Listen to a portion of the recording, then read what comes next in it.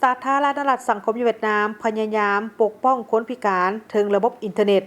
ด้วยจำนวนคนพิการอยู่สาธารณรัฐสังคมเวียดนามหลายกว่า7 ล้านคนระบบอินเทอร์เน็ตได้กลายเป็นขัวเสื่อมต่อพัวพันและเสื่อมโยงเข้ากับสังคมของเขาเจ้า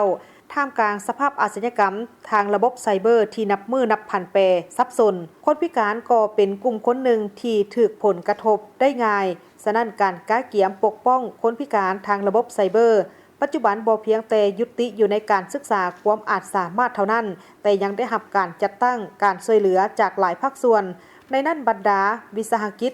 ให้การช่วยเหลือจัดตั้งสหพันธ์สาวหนุ่มคนพิการขึ้นโดยมีการประสานสมทบกับบรรดาวิสาหกิจทางสังคมเปิดการเรียนการสอนวิธีให้คนพิการสามารถป้องกันตนเองได้